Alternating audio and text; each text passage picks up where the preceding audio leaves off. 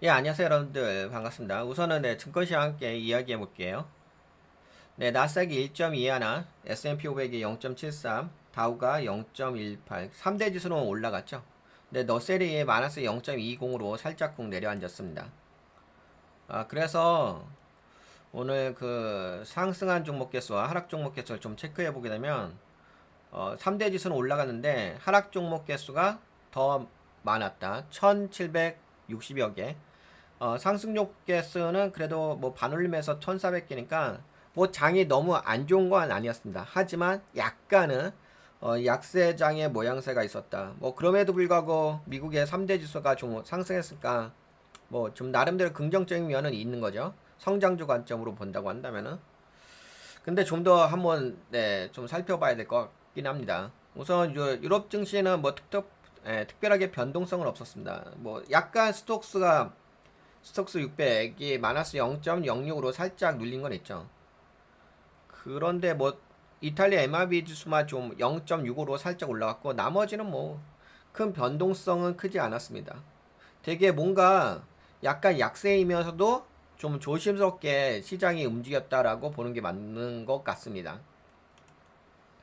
네, 지금 시장의 심리도 네, 그리드까지 올라갔다 뉴트럴, 네, 중립 정도에 와 있고 그리고 오늘 그 상승한 주요 종목들을 살펴보게 되면은 엔비디가 0.6으로 그래도 약간의 상승했죠. 브로드컴도 2.98% 상승했고 팔란티어 요새 잘 나가네요.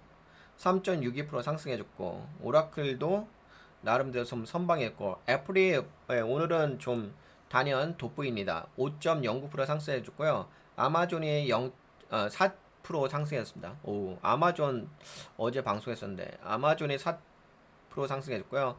테슬라가 3.63% 상승해줬다. 메타도 1.12, 구글도 0.82, 그리고 월마트가 4.08, 코스트코가 2.64 상승해줬고요. 넷플릭스도 2.67% 상승해줬습니다. 근데 그래도 약간 뭐 오늘 시장은 좀 애매하게 움직이는 했는데 그래도 뭐 빅테크 기업은 상승해줬으니까.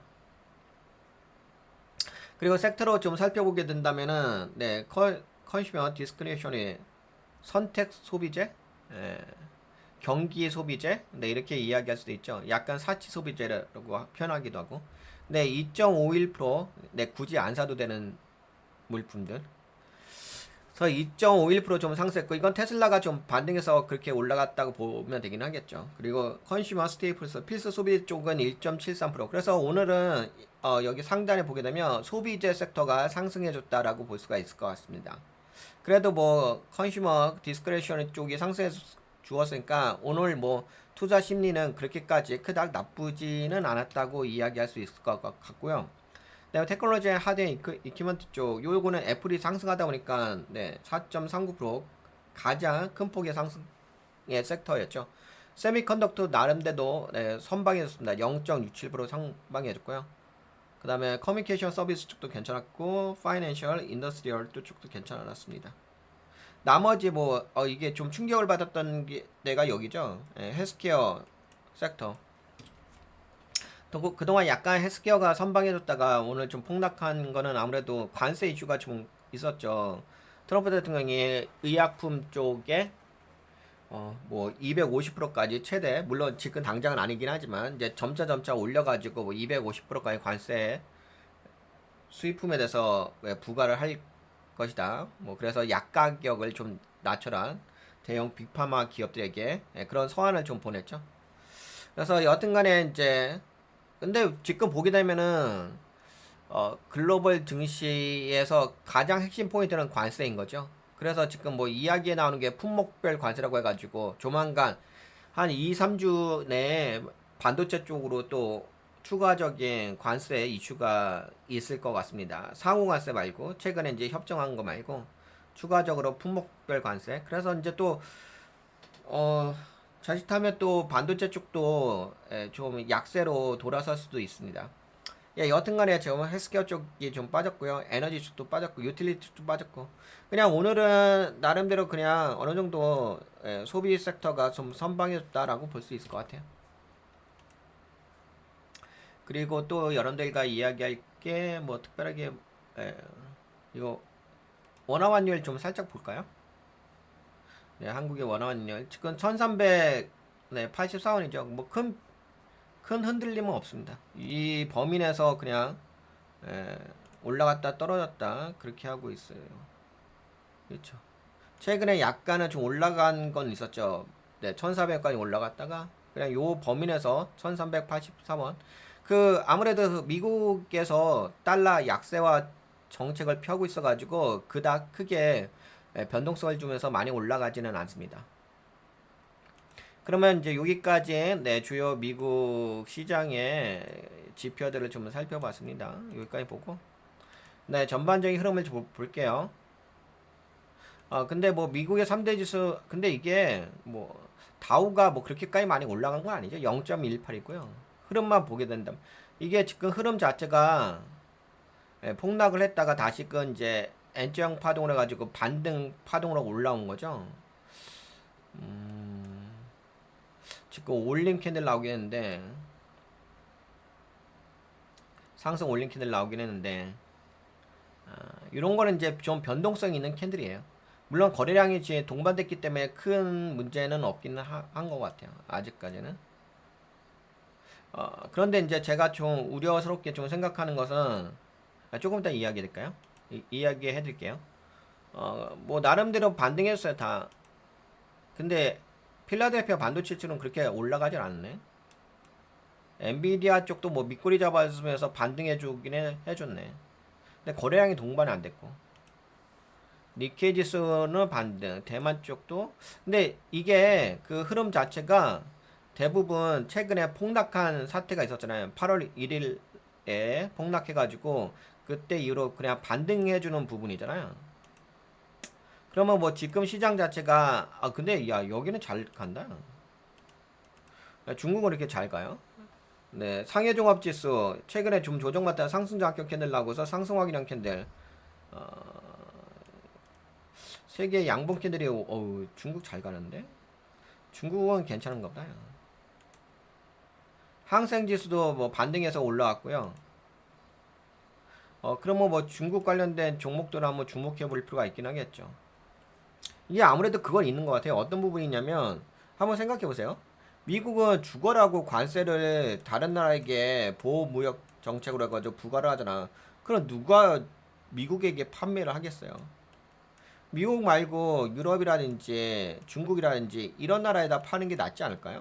만약에 영업망을 늘린다고 한다면은 그냥 뭐 미국은 이제 아무래도 세계 경제 중심 국가니까 어쩔 수 없이 이제 파는 거고 제가 보기에는 오히려 중국 쪽에다가 더 판매망을 늘리는 게 더 좋지 않을까 그런 생각도 있습니다. 경영자 입장으로 본다고 한다면. 그리고 코스피도 나름대로 선방해줬습니다. 뭐 큰 변동성은 없었고요. 네, 그러면 한국 증시 먼저 좀 살펴볼까요? 뭐 아마존닷컴, 월마트 아까 다 이야기했고. 근데 맞다. 미국 증시 좀 정리해서 이야기 드릴게요. 한국 증시로 넘어가기 전에. 뭐 미국 증시는 특징적인 것은 아, 봅시다. 뭐 가장 중요한 것은 애플이 좀 올라간 부분이 있죠. 애플이 뭐 투자 소식, 네, 공급망 리쇼링을 강화하려는 트럼프 정책 방향과 정합성을 갖는다. 이걸 계속 요구하고 있죠. 애플의 대부분의 공장이 중국에 있어가지고 중국 아니면 인도 쪽이잖아요. 근데 대부분 중국에 있죠. 그래서 이제 미국 내 공장을 에다 좀 생산 시설에다가 6천억 달러 투자하겠다. 기존에 이제 5천억 달러에다가 이번에 좀 발표한 게 추가적으로 1천억 달러 이야기한 거죠. 투자하기로 발표를 했다. 그래서 애플이 시장을 약간 주도하면서 아까 그 전자장비 관련된 종목에 반등해줬다고 보면 될 것 같고요. 그 다음에 관세 이슈가 계속적으로 불거지고 있습니다. 이게 내관이긴 하죠. 내관이 아니라 이건 현실인 것 같아요. 이제부터는. 트럼프 정부는 인도에게 50% 관세 부과. 그러니까 누적이죠. 기존의 25%에다가 추가적으로 25% 플러스 해가지고 50%. 근데 이제 제가 이걸 여러분들에게 이야기하는 것은 인도뿐만 아니라 다른 나라도 이렇게 관세를, 그러니까 뭐 한국이라든지 유럽이라든지 일본, 영국, 호주 이 정도는 이제 나름대로 협상을 맞춰가지고 15% 이내에 관세 협상을 완료했잖아요. 근데 다른 나라들은 이제 대부분 18% 이상이거든요. 그래서 평균적으로 한 이제 18% 이상, 18% 정도의 관세를 미국의 다른 상대국하고 그렇게 관세를 부과를 하고 있습니다. 근데 이제 거기다가 인도에다가 50%까지 관세를 부과하니까 이 모든 것들이 이제 나중에 미국 경제에 미칠 영향에 대해서는 좀 고민을 해볼 필요가 있습니다. 예. 그래서 관세 이슈, 그 다음에 또 조금 있다가 아까 이야기한 것처럼 또 이제 몇 주 있다가 반도체 쪽에다가 또 관세 부과, 품목별, 그리고 또 빅파마, 아니 그 의약품 쪽에다 또 관세 부과. 아시? 그게 좋은 건 아닌데, 그쵸? 그래서 이제 관세로 인해서 영향이 있을 수밖에 없는 상황인 것 같습니다. 자, 그 부분은 우리가 잘 어떻게 헤쳐나가야 될 것인지에 대한 고민이 좀 필요해요. 그러면 한국 증시로 넘어가서 이야기해 보도록 하겠습니다. 네, 한국 증시. 제가 좀 정리한 문서 갖다 먼저 이야기해 볼게요. 이, 어, 한국, 어제 마감 기준으로 해가지고. 네, 코스피는 0.0%뭐 큰 변동은 없었죠. 근데 이제 코스닥이 0.61% 상승해줬고요. 그래도 은근하게 한국은 상승 종목 개수가 많았습니다. 코스피가 보합이긴 했는데요. 상승 종목 개수가 647개고요. 하락 종목 개수가 237개. 그래서 의외로 상승 종목 개수가 많았다. 코스닥은 990개가 상승했고요. 590개가 하락을 했습니다. 시장은 좋았다라고 볼 수 있죠. 반등하면서. 그리고 이제 투자자별 매매 동향을 좀 살펴보게 되면은 야 그래도 한국은 외국인들의 물량이 꾸준하게 들어오곤 있어요. 받쳐주고 있죠. 어, 기관계가 코스닥 어제 좀 매수가 들어왔고요. 어, 코스피 쪽은 개인들이 어제 1217억 원 좀 매수 들어왔어요. 그 그리고 이제 코스닥에서 매도 때렸고. 근데 모르겠어. 개인들은 특별하게 방향성이 안 보여요. 우선은 뭐 개인들의 방향성을 굳이 읽을 필요 없는데 왜냐면 뭐 시장에 그렇게까지 영향을 주는 세력은 아니라 가지고 한국 시장에 영향을 가장 많이 주는 것은 외국인이죠. 뭐 그리고 간혹 가다가 이제 기관계가 좀 더 추가적으로 함께 동반해서 영향을 주긴 하죠. 근데 메인 포인트는 외국인이죠, 뭐. 근데 우선은 이제 외국인들의 물량이 들어온 것까지 좋습니다. 어, 그리고 또 트럼프 대통령의 발언이 있었죠. 아까 말씀드린 것처럼 트럼프 대통령 발언이 우리는 반도체와 칩에 대해 별도의 품목 관세를 발표할 것이며 이는 미국 내 생산을 원하기 때문이다. 그렇죠? 아까 말씀드린 것처럼 반도체 품목별 관세. 그래서 이제 최근에 약간은 이제 조심스럽게 좀 접근하실 필요가 있을 것 같긴 합니다. 반도체 쪽은. 아무래도 이제 발표가 조만간 있을 거니까 뭐 1, 2주 내에 있을 거라고 이야기하고 있어가지고. 근데 또 한국은 그런 게 있잖아요. 수출 비중이 가장 높은 게 반도체 업종이니까 만약에 뭐 반도체 관세 관련된 이슈가 또 부각되게 되면은 추가적인 하락도 좀 고려해 볼 필요가 있긴 하겠죠. 그냥 지수 관점으로 본다면.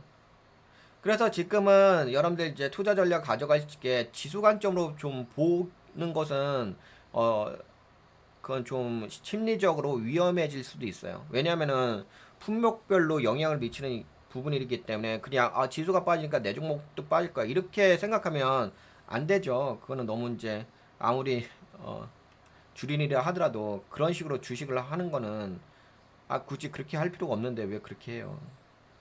누가 그렇게 하라고 강요하는 것도 아니고 본인이 잘못된 인식으로 갖고서 이제 그렇게 투자하는 것뿐인 거죠.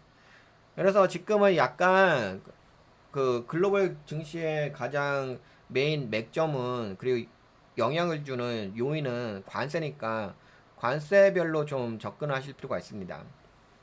내 종목이 내가 투자하고 있는 종목이 관세의 영향을 얼마만큼 받는지에 대한 가치 평가를 하시면서 투자 전략을 가져가셔야지 단순하게 뭐 지수가 올라갔어요 떨어졌어요 지수 올라간다 떨어진다 그런 걸로 인해 가지고 내 종목이 올라가고 떨어져요. 그렇지는 않죠. 누가 주식을 그런 식으로 해요. 그건 너무 진짜 안타까운 내구조인 거죠. 그런 식의 접근 방식은 진짜 1980년대나 있을 내구조인 거죠. 지금 그런 식으로 접근하는 사람이 있다고 한다면은 좀 안타깝고 불쌍한 거죠. 굳이 그렇게까지 할 필요는 없을 것 같고, 굳이 안타깝게 주식하실 필요 없을 것 같고. 아, 그리고 선물 지수를 좀 보게 되면은 선물 지수는 특별하게 빠지진 않았어요. 이게 지금 야간 선물 지수에서 0. 이거 저거거든요. 주간의 야간 비교한 지수인데 주간 선물 지수하고 야간 선물 지수를 비교한 건데 그걸로 봤을 때는 뭐 여기 보시다시피 0.34 올라갔으니까 그리고 야간 선물 지수끼리 지금 분석한 것은 0.65 올라갔거든요. 그러니까 그래도 한국 증시는 상승했어요. 선물 쪽으로 보게 된다면 수급도 뭐 외국인들이 들어오고 있고요. 그리고 네, 좀 더 한국 증시 약간 더 디테일하게 좀 살펴볼까요? 그러니까요. 이게 그건 있는 것 같아. 한국은 좀 강해. 우선 수급만 보게 된다면 이게 좀 눈으로도 딱 명시적으로 보이죠. 그래 다 빨간색이야. 근데 이제 다만 이때 한번 뭐 마이너스 4% 가까이 빠졌을 있잖아요. 마이너스 3.93% 빠졌지. 그때는 이제 공매도가 발생했었죠. 그때 이제 외국인들이 8,693억 원 매도 때렸잖아요. 8,500억 원 정도? 8,700억 원 정도 매도 때렸지. 근데 지금 최근에 3일 동안 외국인들이 다시 매수해서 들어왔는데 이거 뭐 공매도 때렸으니까 그 제가 그때 이야기했잖아요. 이 공매도 때렸을 게 왜 공매도를 저렇게 4% 가까이 때렸을까? 아니 공매도 세력 입장에서는 떨구면 떨굴수록 게이드가 아니겠어요? 그러니까 공매도로 떨구는 거지. 많이 떨구면 게이득이잖아요. 안 그래요? 여러분들이 한번 공매도 세력이라고 생각해 보세요. 그럼 뭐 공매도 세력들이 뭐 자원봉사하려고 공매도 때립니까? 돈 벌려고 때리는 거지. 그러면 떨구면 떨굴수록 게이득이지. 근데 떨궜다가 어떻게 했어요? 떨궜다가 이제 쇼 커버링 해야 되니까 갚아줘야 될 거 아니에요. 그러니까 다시 샀어. 싸게 사갖고서 또 팔아먹잖아. 그러면 이제 8월 1일 날 이제 1,300억 원 들어왔고 3,500억 원 들어왔고 2,400억 원 들어왔고 그러면 뭐 대략 한 8천억 원 들어오긴 했네. 그쵸? 그러니까 매도 때린 만큼 매수 물량이 들어오긴 했네요. 그쵸? 그런데 무슨 양도세를 떠들어대고 아유. 아니 그냥 정치적인 얘기하지 말고 그냥 왜 떨어졌는지 그 근본 원인에 대해서만 이야기하면 되지 물량에 대해서 이야기하면 되지 쓰잘데없이 그렇게 판단을 해. 그렇게 판단해서 본인에게 도움될 게 뭐가 있다고. 안타까운 내구죠. 그리고 이틀 연속 외국인들의 좀 매수가 좀 들어오긴 했네요. 돈에 집중하세요.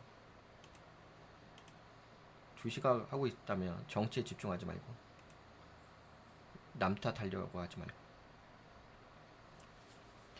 네, 근데 이제 이건 있는 것 같아요. 뭐가 있냐면은 그 8월 6일 날 대차가 살짝 증가했어요. 이게 대차 체결이 4,100만 주, 그 다음에 상한 지수가 3,300만 주니까 대차 잔고가 증가했죠.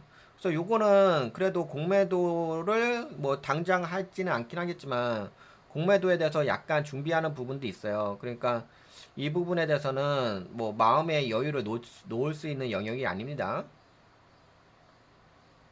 그렇다고 해가지고 지금 상태가 뭐 불안하냐 그런 건 아닌데 불안하다 안 불안하다는 게 중요한 게 아니라 그냥 마음을 놓지 말라는 거죠. 왜냐면 주식은 뭔가를 어떻게 움직일 것인지를 맞추는 게임이 아니에요. 주식은 그런 게임이 아니라 내가 어떻게 앞으로의 투자금을 운영할 것인지 그러면 이제 시나리오를 그려야 하잖아요. 그러면 이제 그만큼 사고력이 있어야 되는 거죠. 다양한 경로를 생각해가지고 입체적으로 구조적으로 생각하는 게 그게 사고력인 거지. 내일 어떻게 될 것 같아? 침뱉 타가지고 이렇게 때려가지고 맞추는 게임이 아닙니다. 네, 여하튼간에 그래서 여기 보게 되면 공매도 어제 보게 되면 때리지 않았죠. 이게 우선 공매도량도 줄어들었잖아요. 그렇죠. 여기서 이제 8월 1일 날 1900만 주 때렸고, 그리고 8월 6일 날 지금 어제 1100만 주, 그러니까 공매도량이 줄어들었죠. 그러니까 공매도량은 줄어들었으니까 비중도 줄어들었고. 그래서 공매도는 때리지 않았는데, 이거 근데 그런 게 있잖아요. 뭐가 있냐면 공매도라는 것은 실행이잖아. 근데 대차라는 것은 준비잖아. 그쵸? 준비가 있으니까 실행이잖아. 그게 결과론적인 것만 보지 마시고 시그널적인 부분을 대차를 통해서 고려를 하실 필요는 있죠. 그래서 제가 그냥 이제 이거는 어떻게 될지 모르잖아요. 우리가 미래가. 그래도 이제 우리는 사고력을 키워야 되는 거니까 마음의 준비도 해야 되고 항상 개인들이 문제가 되는 게 선입견으로 투자하시는 거잖아요. 그래서 저는 이제 그게 아니라 여러분들이 이런 상황이 발생할 수도 있으니까 그런 상황에 대한 어떤 마음의 준비도 심리적으로 해놓는 것이 여러분들이 투자 판단하실 때에 당황하지 않으세요. 그렇죠? 그런 관점으로 이야기를 좀 해드린다고 한다면은 제가 이거 좀 체크를 해봤는데 여러분들 그 관세 실행일이 언제죠? 미국 시간으로 8월 1일, 8월 7일이죠. 근데 이걸 한국 시간으로 이제 계산해 보니까는 8월 7일 오후 1시더라고요. 그러면은 제 생각에는 그래도 약간 여기서 대차를 한 게 있으니까, 그쵸? 그래서 대차를 한 게 있으니까는 뭐 오전에는 나름대로 선물 지수도 올라갔고 미국 지수도 어느 정도 선방한 부분이잖아요. 그래서 오전에는 약간 올라갈 수는 있는데 오후에는 갑작스럽게 만약에 혹시라도 네 오후에 이제 관세가 발효가 이제 시행이 되는 거잖아요. 예, 한국 시간으로 8월 7일 오후 1시에 실행이 되는 거니까 만약에 혹시나 오후 시간에 갑자기 외국인들이라든지 세력들이 매도가 나올 수 있긴 하겠죠. 그렇게 된다고 하면은 너무 당황스러워하지 마세요. 예, 왜냐면은 아 그럴 수도 있겠구나 그렇게 생각하는 게 맞죠. 근데 이제 그렇게 내가 미리 예상하고서, 지금 이렇게 하는 움직임이, 그리고 8월 7일 오늘부터, 관세 이제 시행이 되는 거니까, 그걸로 인해 가지고 공매도 약간 대차한 게 있으니까, 그만큼 이제 매도가 나오게 된다면, 뭐 그렇게 하는구나. 그렇게 인정하시는 게 낫죠. 그리고, 이 원인이 거기서부터 출발하는구나. 그렇게 인식하시면 그렇게까지 당황스럽진 않으실 거고, 근데 이제 만약에 그런 것을 미리 예측하지 않고서 그냥 또 빠져버리게 되면 당황하는 거죠. 당황하면 뭐 그때부터는 뭐 패닉인 거죠. 패닉이면 이제 올바르게 투자 전략을 가져가지 못하는 거죠. 네, 여하튼 간에 뭐, 근데 지금은 괜찮긴 해요. 현재 이 어제 지수로만 본다면 올린 캔들 나왔고, 그래서 뭐 오전에는 나름대로 상승 출발을 할 수 있다 좀 볼 수가 있고, 오후에는 혹시 갑작스럽게 뭐 빠진다고 한다면 그 부분에 대해서는 너무 당황하지 않으셔도 되고, 그리고 이게 그게 있잖아요. 뭐 어떤 부분이 있냐면 최근에 제가 또 영상 올려드린 것 중에 이런 관점에서 좀 올려드렸죠. 근데 이게 어쩔 수 없는 것 같아요. 뭐 지금 관세 이슈이기 때문에 관세 이슈인데 무작정 올라간다는 거 이야기하는 것 자체가 논리는 맞지가 않잖아요. 그래서 이제 관세발 경기 둔화가 된다고 한다면 돈의 행선지는 어디로 이동할 것인지 그거에 대해서도 함께 이야기를 해 본 거잖아요. 그래서 지금은 이제 관세에 대해서 좀 더 현실적으로 좀 접근하는 게 맞지 않을까 싶어요. 그냥 이제 예전에는 그런 게 있었잖아요. 어떤 게 있었냐면 트럼프 대통령이 관세를 부과한다, 협상한다, 부과한다, 협상한다. 뭐 이런 식의 어떤 간보는 타이밍이었다고 한다면 이제는 진짜로 시행을 하는 거잖아요. 그 시행 일자가 오늘 한국 시간으로 오늘 1시고요. 근데 이제 그것이 이제 앞으로 미국 경제라든지 세계 경제에 영향을 주었을 게 우리는 이제 또 어떤 투자 전략을 가져가야 할 것인지 거기에 좀 더 집중해가지고 시장을 바라보고 그거에 대한 이제 전략적인 투자 시나리오를 우리가 마련을 하게 된다고 한다면은 그러면 이제 뭐 어떤 상황이 오던 간에 투자금을 온전하게 올바르게 운영을 할 수가 있는 거죠. 근데 그런 준비가 없이 단순하게 뭐 올라갔어요, 떨어졌어요. 그게 무슨 의미가 있는데? 주식은 내가 돈 버는 게 목적인 거지. 네, 그렇게 보시면 될 것 같고요. 그래서 그리고 지금 보게 되면 우선은 온전하게 올라간 건 아니에요. 냉정하게 보게 되면 여기서 요만큼 반등한 거잖아요. 그러니까 이거 봐보세요. 여기 하락한 만큼 반등해 준 거잖아요. 그렇죠? 그러면 뭐 약간 예를 들어서 이렇게 될 수가 있죠. 여기 개파란 관계 있을까? 갭 매크로 좀 올라가는 척 하다가 이렇게 내려올 수도 있죠. 근데 이제 만약에 현재 자리에서 지수가 좀 안정되고 그러려고 한다면 어떻게 움직여야 되냐면은 추세 자체가 이거 지울게요. 추세 자체가 좀 이렇게 잠깐만 이렇게 되니까 여기서 이렇게 움직였죠. 그러면 현재 이게 이렇게 된 거죠. 그러면은 여기가 추세로 본다고 한다면은 약간 여기 이렇게 올라올 수가 있긴 하겠죠. 근데 이제 움직이는 범위가 어디냐면은 여기 3288선 있잖아요. 그 아래에서 움직이는 거잖아. 결국에는 무슨 얘기냐면 현재 포지션은 이 자리에서 최근에 이제 급락했으니까 급락한 거 대비 반등 자리잖아요. 근데 반등인데 보통 반등하게 되면 갭 메꾸로 올라가는 그런 모양새가 있잖아. 근데 메꾸는 건 꼭 아니에요. 메꾼다는 게 중요한 게 아니라 갭이 있다는 게 중요한 거예요. 그래서 그러면 결국에는 지금 여기서 놀 수 있는 자리가 어디예요? 요 정도잖아요. 그쵸? 이 자리에서 놀 수 있는 자리잖아. 그치? 근데 놀 수 있는 자리인 거지, 변동성이 있는 자리인 거지, 뭔가가 방향성을 정해진 건 아니잖아요. 그러니까 하방으로 빠진 자리도 아니고 올라간 자리도 아니잖아. 그러니까 이 경계선을 돌파한 자리도 아니고 상방으로 돌파한 자리도 아니고 하방으로 빠진 자리도 아니잖아. 그럼 그냥 잔파동의 변동성 자리잖아. 그렇죠? 그러면 앞으로 잔파동의 변동성 안에서만 계속 움직일 거라고 하는 거죠. 그러니까 너무 심리적으로 위축될 필요도 없고 너무 심리적으로 안 좋다고만 이야기할 필요도 없는 거고 그냥 현재로서는 여러분들 아시죠? 박스권에서 그냥 왔다 갔다 하는 거.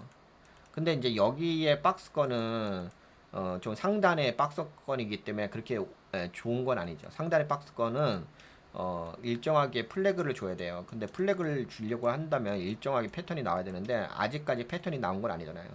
그러면 아직까지 여기는 그렇게 온전한 포지션은 아니에요. 그리고 만약에 현재 자리가 온전한 포지션이 되려고 한다면은 정가를 돌파를 해야 돼요. 만약에 빨리 움직인다고 한다. 근데 지금 정가 돌파는 잘 아닌 그런 포지션은 아니잖아요. 그냥 올라간다면 이제 갭맥으로 올라갈 수 있는 정도인 거지. 그쵸? 그러니까 지금은 그냥 잔파동이고 아직까지 여러 가지 변수가 있다고 보는 게 맞죠. 그렇다고 해가지고 뭐 투자 전략만 잘 가져가시면 돼요. 여러분들 투자하고 있는 종목 아까 이야기했던 것처럼 어차피 주식은 돈 버는 게 목적이잖아요. 그러면 내 종목이 현재 이슈, 글로벌 이슈에 어떤 영향을 받을 것이고 그 펀더멘털이 무너질 것인가 안 무너질 것인가 그거 체크하시면 되는 거고 그리고 뭐 수급 같은 거 좀 체크하시고 그러시면 돼요. 근데 그 가장 중요한 것은 이와 같은 시장에서는 지금은 이제 약간 불확실성이 높은 편이잖아요. 이런 거 같은 왜냐면 관세로 인해서 그럼 이와 같은 시장에서는 그 불확실성 어느 정도 내가 감내를 하려고 한다면 여러분들이 에, 보유하고 있는 종목의 펀더메탈이죠. 그 펀더메탈만 체크하시면 됩니다. 그 펀더메탈이 온전하다고 한다면 뭐 변동성은 늘상 주식시장에서 존재하는 거니까 그거는 그냥 감안하시면 되는 거죠. 단지 그 감안을 할 때 관세 관점에서 감안을 하시면 되는 거죠. 그리고 이제 여러분들의 투자하는 종목에 대한 모멘텀이고 성장성이라든지 멀티플이라든지 그런 거 좀 체크하시면 되는 거고.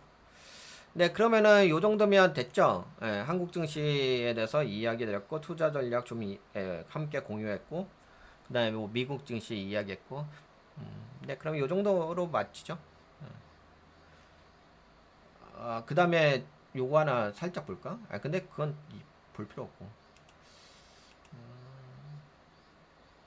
또 이야기할 게 뭐 혹시 있나? 네, 없습니다. 요 정도면 될 것 같아요. 요 정도면 뭐 제가 뭐 준비한 자료라든지 여러분들과 함께 이야기할 것은 요 정도면 될 수 있을 것 같아요. 항상 주식은 돈 버는 게 목적이에요. 딱 포인트만 잘 짚으세요. 현재 시점에 어떤 게 맥점이고 어떤 게 인과관계를 유지하고 있는지 그거에 대한 트리거가 무엇인지 어떤 관점으로 시장을 내가 인지해야 할 것인지가 중요한 거지. 그렇죠? 그것만 하시면 된다. 네, 그러면 이번 방송 여기까지 좀 진행할까요?